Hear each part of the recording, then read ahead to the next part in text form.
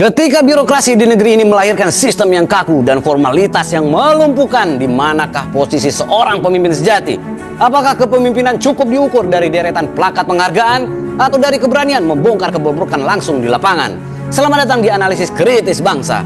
Hari ini kita menyaksikan sebuah doktrin kepemimpinan pragmatis namun fundamental yang diperagakan secara nyata oleh sosok Gubernur Jawa Barat, Kang Deddy Mulyadi. Sebuah insiden mendasar terjadi di kawasan industri Cikarang Pusat, Kabupaten Bekasi. Sebuah peninjauan sekolah yang semula dirancang sebagai rutinitas birokrasi biasa berubah menjadi pembuktian bahwa sistem pendidikan nasional kita tengah mengalami ancaman degradasi mental secara sistemik. Mengapa seorang figur publik tingkat tinggi harus turun tangan menguji hafalan perkalian dasar para pelajar? Jawabannya jelas, karena kepemimpinan formalitas telah lama gagal membedah akar masalah manusia Indonesia. Mari kita bedah realitas yang membentang di hadapan kita. Ketika Kang Deddy Mulyadi melangkah masuk ke ruang 11 SMA di kawasan Jaya Mukti Bekasi, apa yang beliau temukan? Bukan ketangkasan intelektual, melainkan kegagalan daya fokus yang memprihatinkan. Pertanyaan perkalian dasar seperti 9x7 atau 8x12 dijawab dengan kebingungan.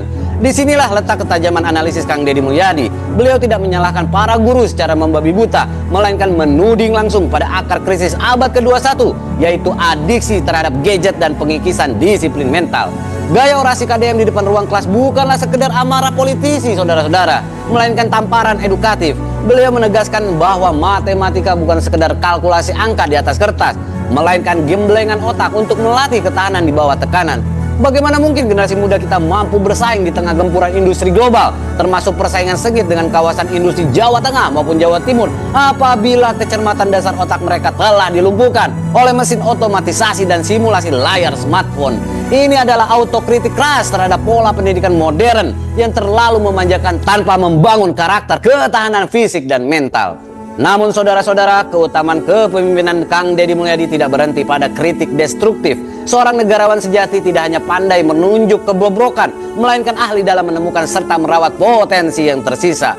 Menyusuri koridor sekolah tersebut, mata tajam Kang Deddy mendapati sosok anak muda bernama Ilham. Seorang siswa kelas 11 berusia 16 tahun yang membawa barang dagangan makanan ringan. Dalam perspektif birokrasi konvensional, anak yang berjualan di sekolah mungkin dianggap melanggar aturan. Namun di mata Kang Deddy Mulyadi, Ilham adalah simbol perlawanan terhadap mentalitas pemanjaan. Lewat dialog yang taktis dan analitis, Kang Deddy membedah anatomi perjuangan Ilham.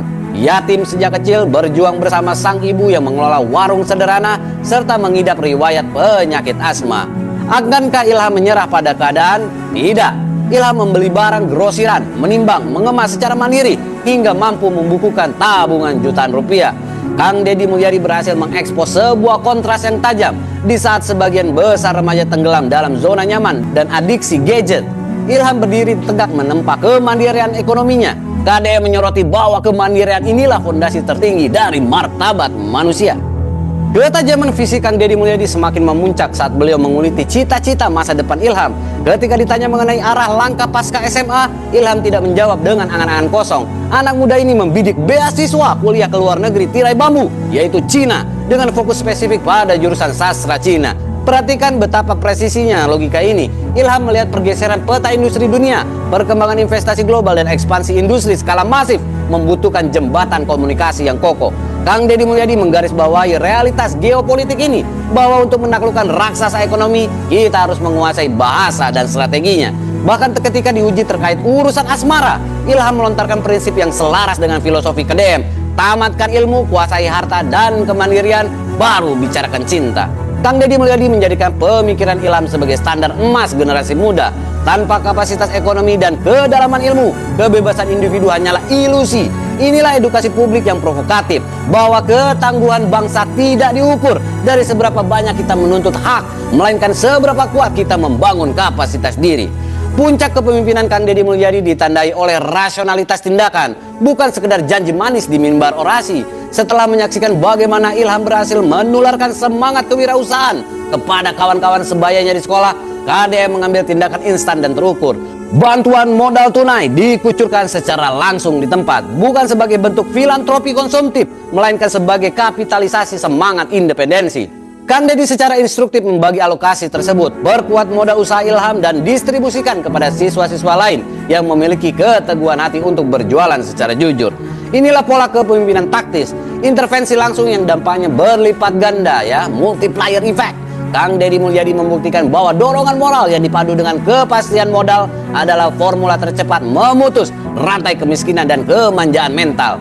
Pelajaran penting dari persimpangan jalan di Cikarang Pusat ini memukul kesadaran kita semua bahwa kemajuan suatu bangsa tidak ditentukan oleh seberapa megah gedung sekolah dibangun, melainkan seberapa kokoh karakter manusia yang ditempa di dalamnya. Kang Deddy Mulyadi telah menunjukkan aksi nyata kepemimpinan yang berani menegur demi kebaikan, jeli melihat potensi tersembunyi, dan cepat mengeksekusi solusi tanpa jalinan birokrasi yang membelenggu. Kini pertanyaan mendasar ini kami kembalikan kepada Anda, para penonton yang cerdas. Apakah ketegasan gaya kepemimpinan lapangan seperti Kang Deddy Mulyadi ini merupakan metode tunggal yang efektif untuk menyelamatkan karakter generasi muda Indonesia saat ini? Ataukah sistem pendidikan formal kita yang memang harus dirombak secara total dari akarnya? Bagaimana menurut Anda? Saya pamit, tetap kritis, tetap waras. Sampai jumpa di orasi berikutnya. Sampurasun.